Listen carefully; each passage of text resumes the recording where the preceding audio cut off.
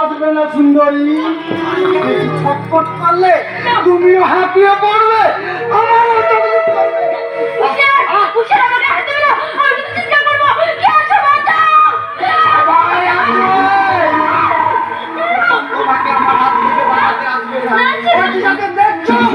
সবাই একটা একটা করে কাপড়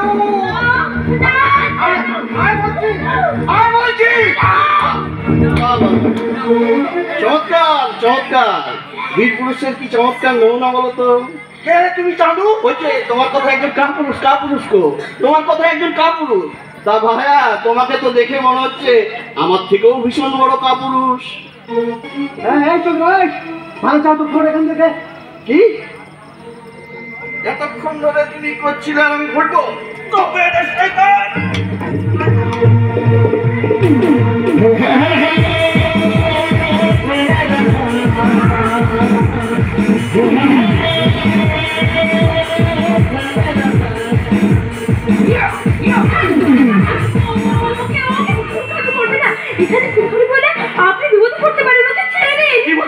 ওকে আমি ছেড়ে দেবো, যে আপনার সম্মান হানি করতে যাচ্ছিল ওকে আমি ছেড়ে দেবো না, কখনো নয়। ওকে ওকে আমি পুলিশের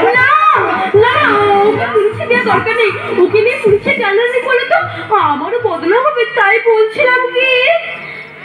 ঠিক আছে, আজকের মতো ওকে ছেড়ে দিলাম আপনার ফ্যামিলির কথা চিন্তা করে। তবে শোনা হয়েছে না, দ্বিতীয়বার যদি তুমি এ কাজ করো তাহলে কিন্তু আমার হাতে তুমি রেহাই পাবে না। মনে থাকবে গুরু, তুমিও মনে রাখো যে কাজটা তুমি করলে সেটা ঠিক করলে না ভুল করলে, মহা ভুল করলে।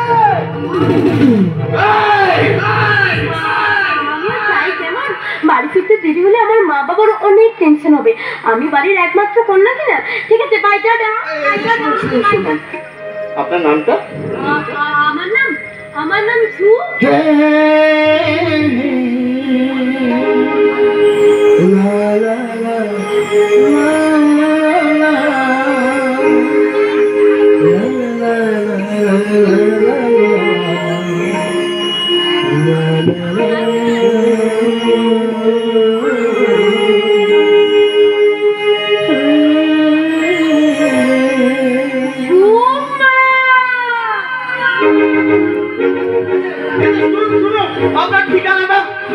যাও বাবা, ঠিকানাটাই তো জানা হলো না।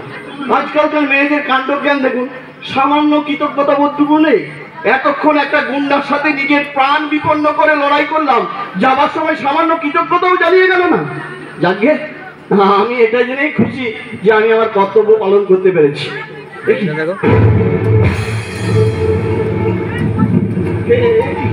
আমার ব্যাগটা খোলা কেন? ব্যাগের সমস্ত কাগজপত্র আমার পালন, আমার টাকাগুলো কোথায় গেল?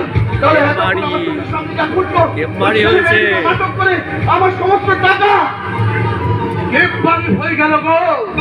গ্রেফতারি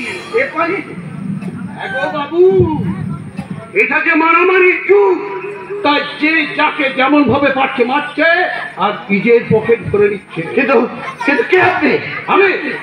আমি ফুটপাতের ফাটা কেষ্ট। হ্যাঁ গো বাবু, এই দুনিয়াটাকে যারা জাহান্নাম বানানোর জন্য অবিরত নিজেদের স্বার্থের ঢোল বাজিয়ে চলেছে, তাদের সেই ঢোল ফাটানোই আমার ডিউটি।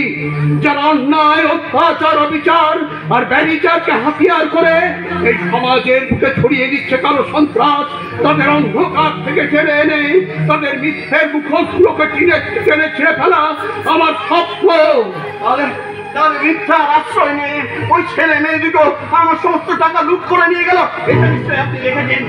দেখেছি কি বাবু, আমি তার রিপোর্ট তৈরি করে আমার এই ঝোলাতে ভরে রেখে আমি ওদের কিছুতেই ছাড়বো না। আমি ওদের আইনের কাজ করাই তুলে দেব। আইন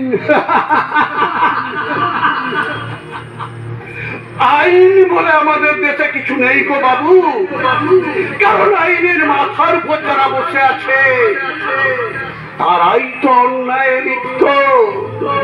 তাহলে আমি কি আমার সুবিচার পাবো না? কেমন করে পাবে? তোমার টাকা যে লুট হয়েছে তার কোনো প্রমাণ আছে, কোনো সাক্ষী আছে? আপনি তো টাকাগুলো লুঠোতে দেখেছেন। বাবু, আমি যে দেখেছি তার কোনো সাক্ষী আছে? সাক্ষীরও আবার প্রমাণ চাই? এটাই তো আইনের কাজ বাবু। যে প্যাচে পড়ে নির্দোষ সাজা পায় আর দোষীরা পায় দেখ প্রচুর খারাপ, কিন্তু এই ফুটপাতের ফাটা কেস করে আদালতে অন্যায়ের কোনো ক্ষমা নেই। দাঁড়াও দাঁড়াও দাঁড়াও দাঁড়াও, তোমার অভিযোগ কতখানি সত্যি তা আমি একবার যাচাই করে নিই। অভিযোগ?